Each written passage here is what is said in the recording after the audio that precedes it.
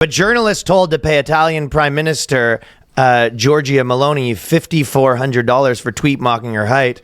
And I'm just saying, though, if we had female president, it could be one of those things where it's like it's back to. Well, you think all the Michelle Obama comes in and go, you want to make your big Mike jokes? Huh? That's what I'm saying. You want to say I got a piece on me? It's gonna cost you. I'm saying Big Mike could be costly. Nah, not in America. They're not doing that here.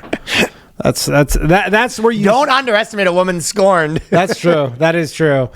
But yeah, I mean that's why they say the girl presidents are always the most like they always love war, because one of the big things is they have to prove that they're tough. You know what I mean? It's like a woman cop situation. There's a lot of times where they get them in and they like have to, because there is. It's weird because there were 2 Secret Service agents who had real chance to prove that they were tough and chose not to take it. Well, they don't prove they're tough that way. They prove they're tough by like declaring wars that they're not going to fight.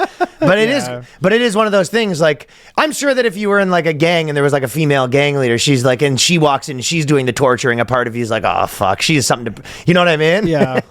But I've seen that fiction. But they do always get, they have a little bit of, there is a bit of kind of realness to it where people are like, oh, are they going to be like a pussy? Because there's that big sector of America that's like, wants someone that's right. So they kind of, sometimes I think the argument is sometimes they prove that they're strong by like, getting into every war. Right. Well, I hope not. I mean, Hill Dog was probably the biggest war hawk there was, right? Yeah. And she wasn't really the president.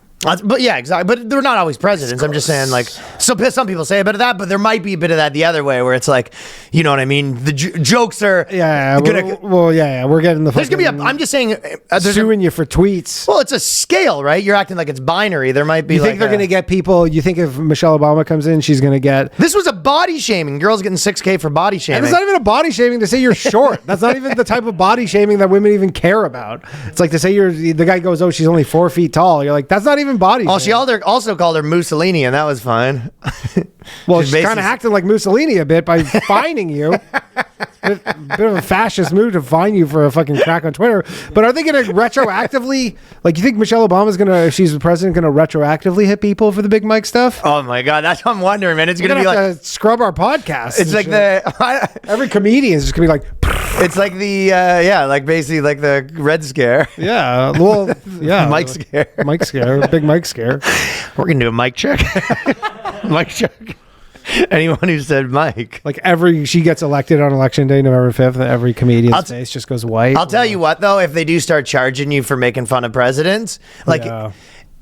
You make it count. You know what I mean? Well, is there like a scale? Like, do they have how does it work? I think is there just is it a flat rate? Like, I think the physical appearance would be the highest. That would be the highest of the high. I mean, it's crazy. That's the thing that's when you really start appreciating stuff like in America where you're, like there are countries where these are not even like dictatorships. These are Western nations. You go, you make fun of the president on the internet, you get dinged $5,000. Yeah, exactly. Well, some of them you get killed. But I'm saying not the Western nations you get. Oh, yeah. Well, maybe some of them. I'll tell you what, though, I would feel a little bit if you knew that you were paying $6,000 for a joke. Yeah, it would hit a little harder. You know what I mean? Oh yeah, you're gonna craft that bad boy. You're gonna workshop that one. Yeah. But I like comedians. It's always like. One of the things is in the cellar, they, lock up everyone's phones because it's hard to because you're practicing jokes and you don't want people to rat you out or whatever. Yeah. That would definitely need to be like 3 levels of security to go to the place where the people are crafting the jokes they're going to get fined $6,000 for to drop that bad boy. I wonder if it's like the Jordan Peterson stuff where if the guy's like, I'm not paying it, then they're like, okay, you're going to jail. Like, does it eventually venture over into... They can't put us all in jail. Well... Imagine they develop the Supermaxes. And Supermaxes for the jokes. They start putting the comedy Supermax. The Italian comedy Supermax. I'm telling you. You could see in Canada that happening where they have a female prime minister. Well, they did the hate speech thing where they said it was retroactive. That they passed the hate speech law recently. The retroactive hate speech is one of the craziest fucking things in the world. Yeah. Call this guy fag in 1945. Yeah, that's going to cost you. Oh. But I wonder, will that's they lock just him shaking up? You upside down. That's what I'm saying. They're going to have this comedy Supermax.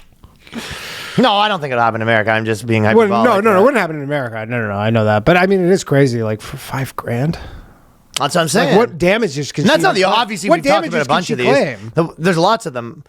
I don't know what damages you claim. Fucking toughen up, I think Buttercup. that's how it goes. That's how it goes. That just cost me $5. Well, she's not even about that life either, because she's kind of like the right wing person. I know. She's supposed to be. I think the laws are the laws. I think what happens though is when you start going super far right, then eventually you're like, yeah, you're not making fun of me. It's a mix of that. Yeah, you start getting that. Like once you start getting away from the center, and then you're like, I'm sure on the left too. You go, yeah. There's no jokes. No. No jokes. Yeah, we're not. It's like Russia. It's like they went super far left, and you go, there's no jokes. Yeah, that's true. You will not be making jokes. That's a really good point. The jokes do sit around the center. Yeah. Like the political candidates in the center, they go, yeah, crack jokes. I'm can cool. crack one or two. I'm cool. I like jokes. Well, the thing about it's kind of related, but it's because Kamala Harris was going with black now really hard over Indian. Like you never hear her mention the Indian stuff. Oh, right? dude, on MSNBC they were going so hard on like wait for all the racism and the sexism. There's definitely gonna be some. Yeah, for sure. But they were like, oh yeah, those Republicans better watch out because they're going to be going all this stuff and all the misogyny and it's that's the most part that I'm not looking forward to is them calling it just every criticism is going to be like sexist and racist. Yeah, basically, and I mean there are a lot of people you see on Twitter being like, yeah, she just sucked her way to the top. Yeah, you know how she got the vice president, just the old Gluck 2000. Yeah, it's funny. How's that not funny? It is funny. I mean, being president that was kind of banging all these high profile dudes is hilarious. Yeah.